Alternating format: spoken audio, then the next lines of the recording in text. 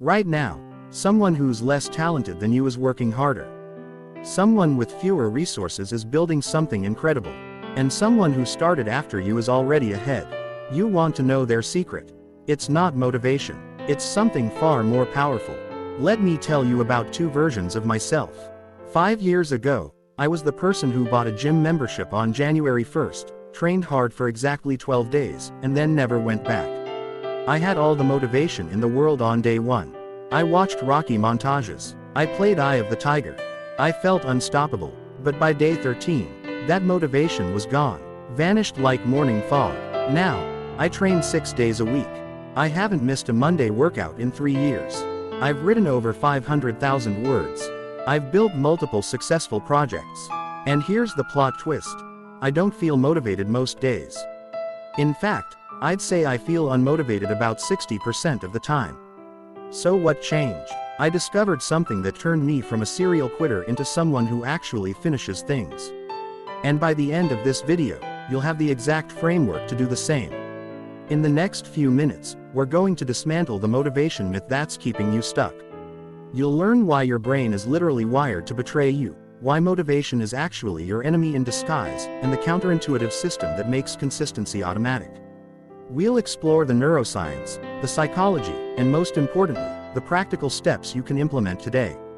Stick with me until the end because I'll share the 2-minute rule that's changed everything for thousands of people, and the one mistake that's probably sabotaging your consistency right now. Let's dive in. Have you ever noticed how incredible motivation feels? You watch an inspiring video, you listen to a powerful podcast, you read a success story, and suddenly you're ready to conquer the world. Your chest swells, your energy spikes, you start planning your empire. This feeling is real, it's biochemically real. When you feel motivated, your brain releases dopamine, the same neurotransmitter associated with pleasure, reward, and anticipation. You're literally getting high on your own supply of hope. Here's what's happening in your brain. The ventral tegmental area lights up. Dopamine floods your nucleus accumbens. Your prefrontal cortex starts generating elaborate plans. You feel like a superhero because, neurologically speaking, you are experiencing a drug-like state. But here's the problem. Like any high, it doesn't last. Think about New Year's resolutions. Every January 1st, gym memberships spike by 40%. People are motivated. They believe this year will be different. The motivation is so strong they can taste it. By February 15th, 80% have quit. It's not because these people are weak. It's not because they lack willpower. It's because they built their entire strategy on the most unreliable foundation possible: how they feel. Let me show you the motivation cycle that's probably running your life.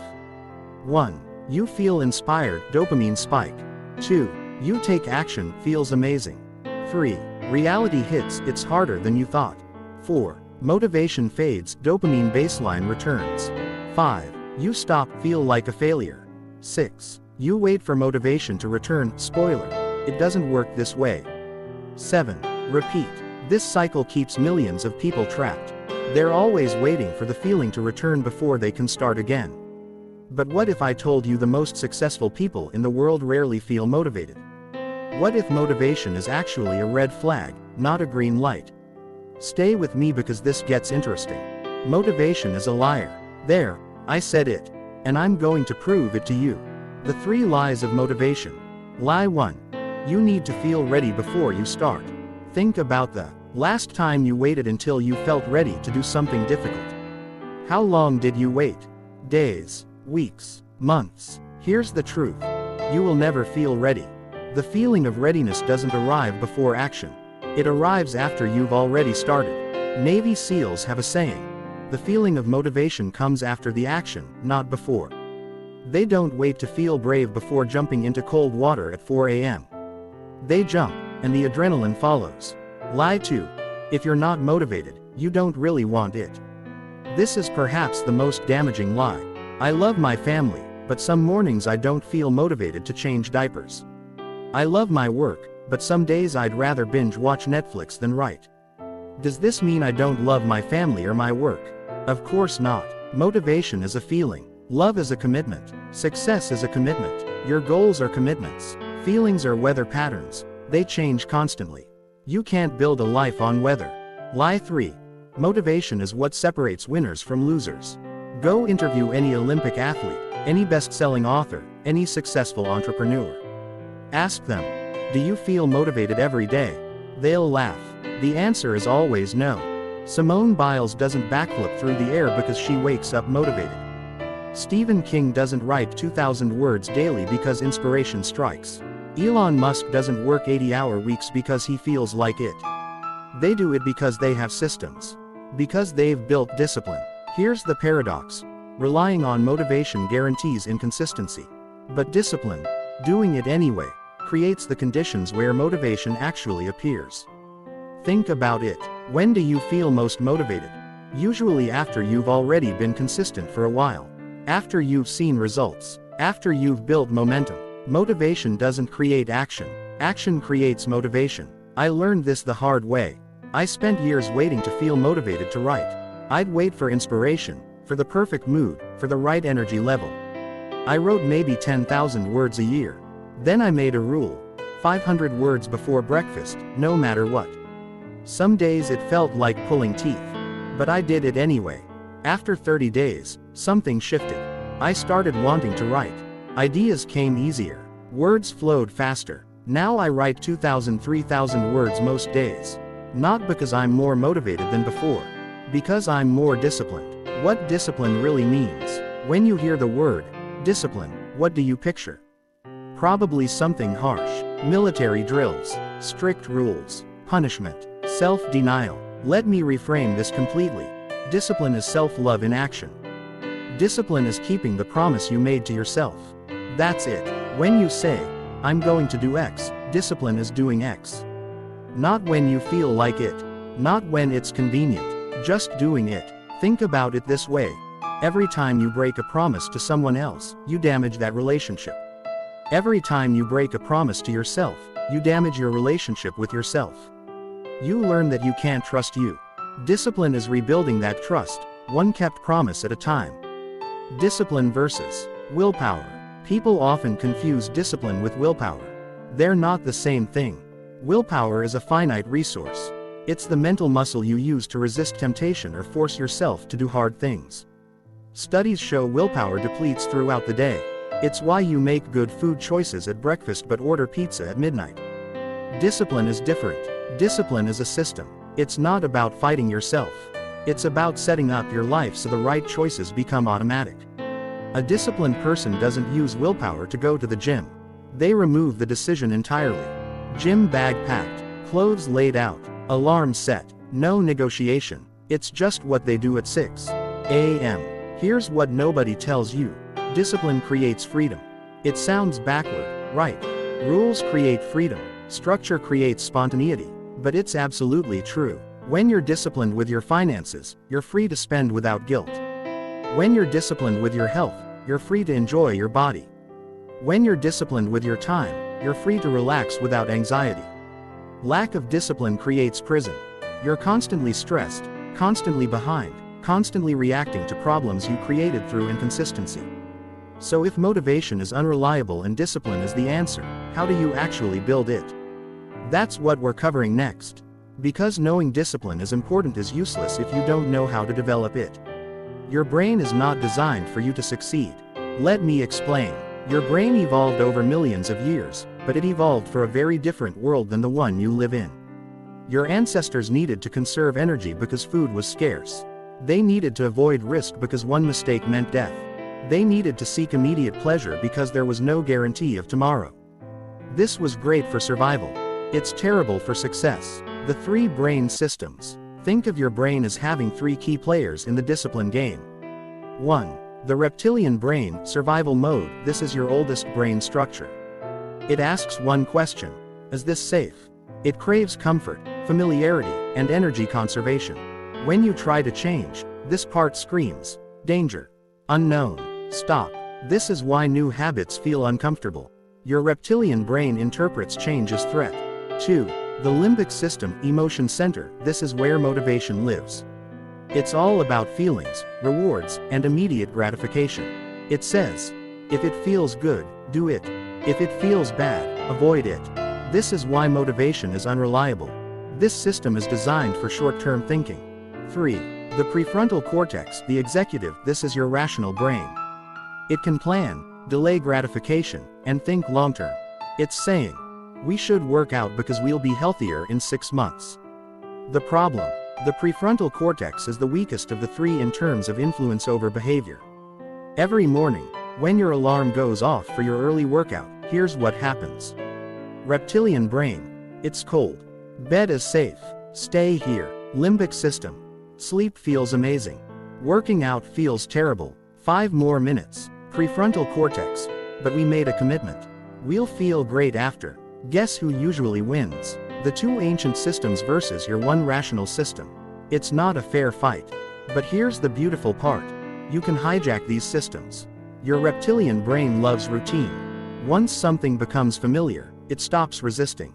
This is why the first 2 weeks of any new habit are brutal, but week 3 gets easier.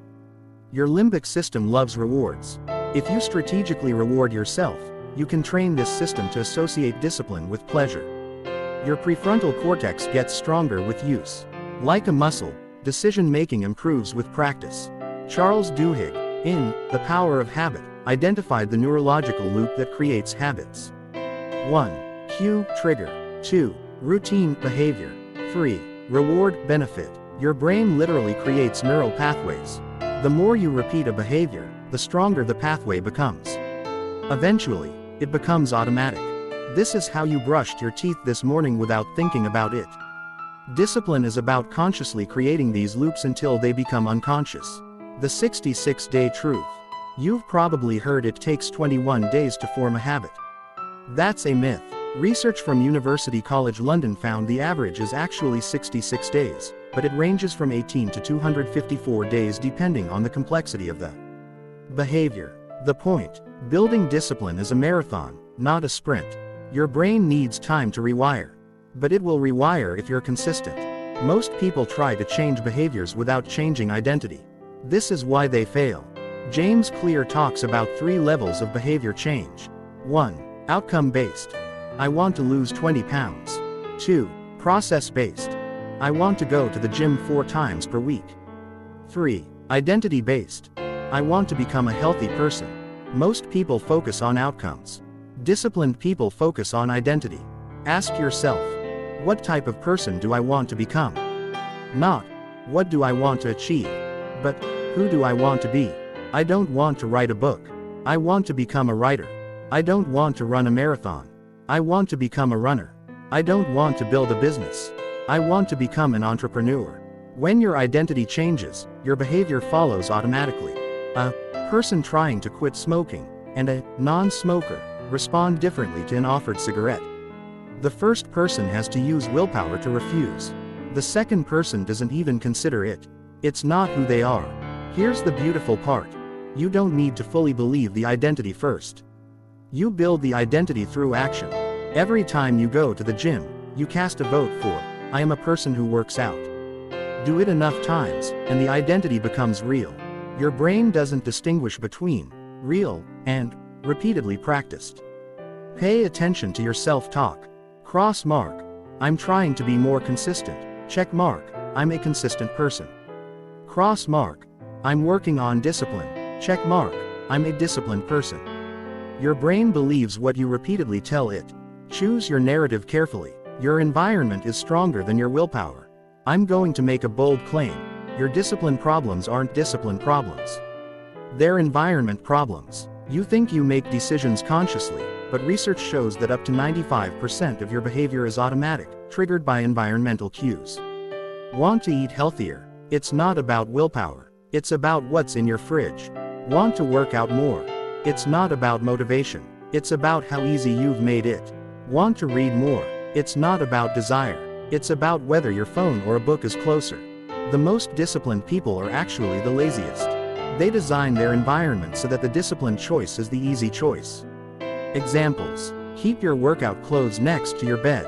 Delete social media apps from your phone. Use website blockers during work hours. Prep meals on Sundays. Keep your guitar on a stand, not in a case. Every barrier you remove makes discipline easier. Every barrier you add to bad habits makes them harder. The 20-second rule. Sean Aker discovered that adding just 20 seconds of effort is enough to prevent a bad habit, and removing 20 seconds is enough to encourage a good one. Want to watch less TV? Remove the batteries from the remote. That 20-second walk to get new batteries is enough friction to make you reconsider.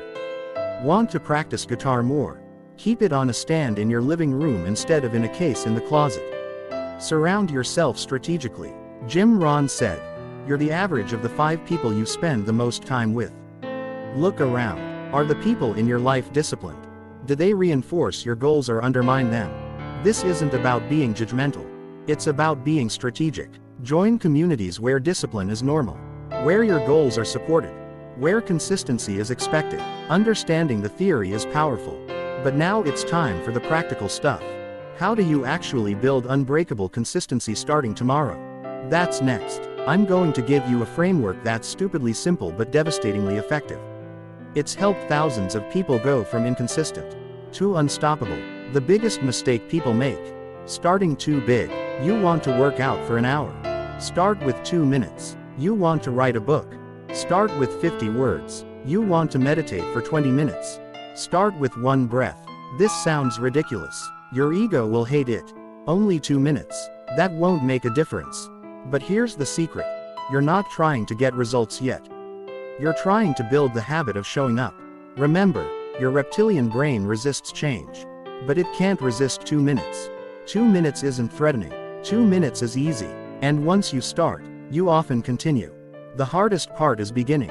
Never miss twice. This rule is from James Clear, and it's brilliant in its simplicity. Missing once is an accident. Missing twice is the start of a new habit. You're going to miss days. Life happens. You get sick. Emergencies occur. This is normal. But never miss twice in a row. If you miss Monday's workout, Tuesday is non-negotiable. If you skip your writing today, tomorrow is mandatory. This prevents the downward spiral. 1 missed day is a blip. 2 consecutive missed days is momentum in the wrong direction. Track everything. What gets measured gets managed. Get a calendar. Every day you complete your habit, mark an X. Soon, you'll have a chain. Your only job is to not break the chain. Jerry Seinfeld used this method to become one of the most successful comedians ever. He committed to writing jokes every single day. He marked an X on a calendar for every day he wrote. After a few days you'll have a chain. Just keep at it and the chain will grow longer every day. You'll like seeing that chain, especially when you get a few weeks under your belt. Your only job is to not break the chain. The visual representation is powerful. Your brain loves seeing progress. Focus on systems, not goals. Goals are about results. Systems are about processes. Goal: lose 20 pounds. System: eat vegetables with every meal and walk 10,000 steps daily.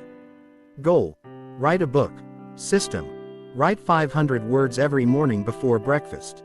Goal: build a successful business. System: reach out to 5 potential clients every day. The problem with goals is that they're binary. You either achieve them or you don't. And after you achieve them, you often revert to old behaviors. Systems are forever. They become who you are. Let me show you how this works in practice. Sarah wants to get fit. Here's her transformation. Before: goal focused. Goal: lose 30 pounds. Plan: join gym, work out 5x per week for an hour. Result: quit after 2 weeks.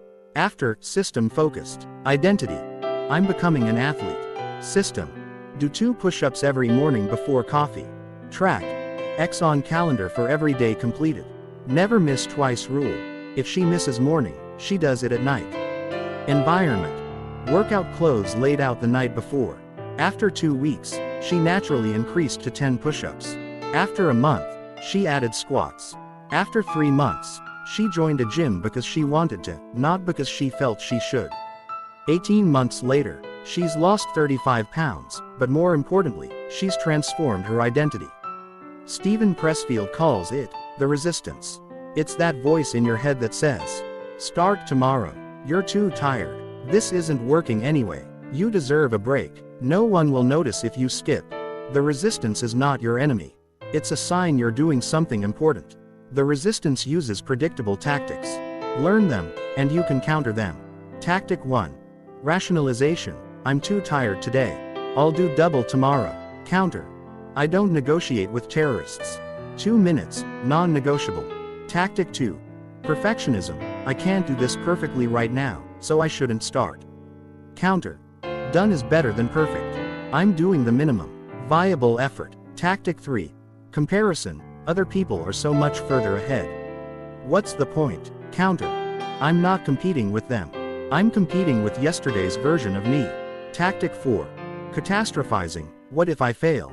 What if this doesn't work? What if I waste my time? Counter. What if I succeed? What if this changes everything? The only guaranteed failure is not trying. The 5-second rule. Mel Robbins discovered something powerful. You have a 5-second window between having an impulse to act on a goal and your brain killing it. When your alarm goes off and you need to get up, count backwards. 5, 4, 3, 2, 1, then move immediately. Don't think. Don't negotiate. Just move. This interrupts your brain's habit of talking you out of action. The hell yeah or no filter. Derek Sivers taught this principle. If it's not a hell yeah, it's a no. But I'm flipping this for discipline. If saying no to your commitment isn't a hell yeah reason, then the answer is yes, I'm doing it. I'm tired isn't a hell yeah reason to skip. I don't feel like it isn't a hell yeah reason to quit. It's raining isn't a hell yeah reason to stay home. Actual emergencies are hell yeah reasons. Everything else, you're doing the thing. The sunk cost fallacy in reverse. The more days you stay consistent, the more you have to lose by breaking the chain. When you've worked out 100 days in a row, day 101 becomes easier because you don't want to waste all that effort. Use this psychological principle to your advantage. If you improve by 1% every day for a year, you'll end up 37 times better than when you started. Let me show you the math. Day 1, 1.00. Day 30, 1.35. Day 90, 2.45. Day 365, 37.78. This is the compound effect. Tiny, consistent actions compound into extraordinary results. Most people quit in the valley of disappointment. You start a new habit. You work hard for weeks. You see minimal results. You think it's not working. You quit. But what you don't realize is that results are delayed. You're making progress. You just can't see it yet. Think about ice. You take a room from 25 degrees Fahrenheit to 26 degrees Fahrenheit, and nothing happens. You increase it to 27 degrees Fahrenheit, 28 degrees Fahrenheit, 29 degrees Fahrenheit, 30 degrees Fahrenheit, 31 degrees Fahrenheit, still nothing. Then you hit 32 degrees Fahrenheit, and the ice starts melting. All the effort from 25 degrees to 31 degrees wasn't wasted. It was necessary to reach the threshold. Your breakthrough is coming. You just have to stay consistent long enough to reach it. Month 1. Identity shift begins, habit formation starts, minimal visible results. Month 2. Habit feels more natural, small wins appear, you start believing. Month 3. Notable progress, others start noticing, momentum builds. Month 6. Significant transformation, new normal established, life changes. Month 12. Complete identity shift, results are undeniable, new person. The people who succeed aren't more talented. They just stayed in the game long enough for the compound effect to kick in.